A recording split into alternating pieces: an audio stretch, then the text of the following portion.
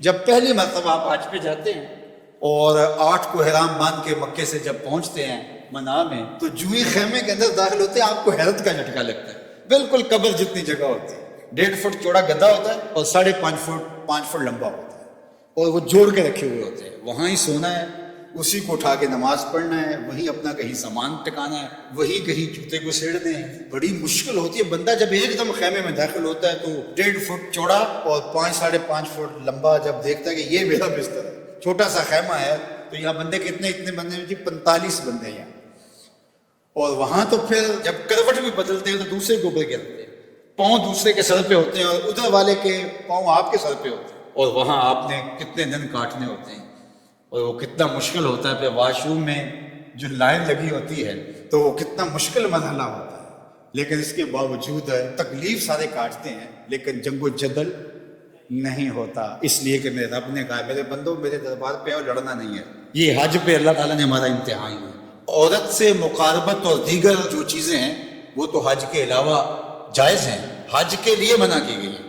لیکن فسوق اور جدال، گناہ کے کام اور جنگ و جدل لڑائی، یہ حج کے باہر بھی جائز نہیں ہے، لیکن خاص طور پہ ان کو حج کے اندر بھی منع کیا گیا. چونکہ ہجوم ہوتا ہے اور ہجوم کے اندر لوگوں کا آپس میں لڑ پڑنا، جھگڑ پڑنا، تو یہ ایک عمومی طور پہ ہوتا ہے.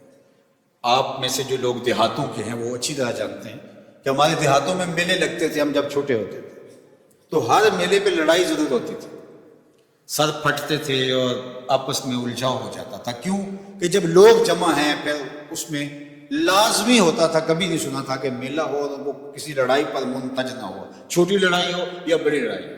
کیوں؟ اس لیے کہ لوگ اتنے زیادہ ہوتے ہیں تو لڑائیاں ہوتی ہیں. اللہ اکبر. تو حج 40 لاکھ لوگوں کا اجتماع ہوتا ہے، کوئی لڑائی نہیں ہوتی.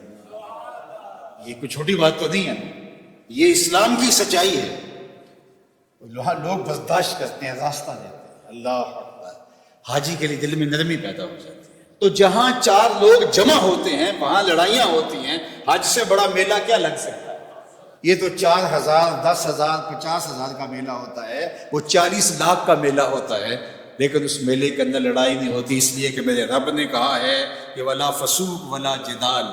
او میرے بندو تم نے لڑنا نہیں ہے. کہا مالک تیرا حکم ہے نہیں لڑیں گے.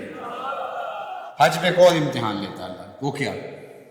احرام کی شرط ہے نا، پردہ دار خاتون بھی ہو اس کو بھی حکم ہے منہ نہیں ڈھانپنا، تیرے چہرے پہ نقاب نہیں ہونا چاہیے. اللہ کا گھر کعبہ سامنے، مطاف، وہاں تو بے پردہ عورت بھی جا کے پردہ کر لے، لیکن کہا کہ احرام باندھا ہے تمہارا چہرہ نہیں ڈھکا ہوا ہونا چاہیے.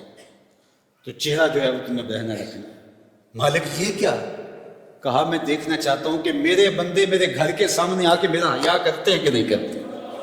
یہی تو دیکھنا چاہتا ہوں، ان کی آنکھوں میں شرم آتی ہے کہ نہیں آتی. یہی تو امتحان لینا ہے بندے کا. اور وہاں مجال ہے کہ کوئی کسی کی آنکھوں میں آوارگی آ جائے، کسی کی آنکھوں کے اندر بدکاری آ جائے. کیسی پاکیزگی ہوتی ہے، کیسی عفت ہوتی ہے. یار اپنی بیوی بھی ساتھ ہو تو تم اسے بھی اس نظر سے نہیں دیکھ سکتے، تو پھر کسی اور کی خاتون کو کوئی کیسے دیکھے؟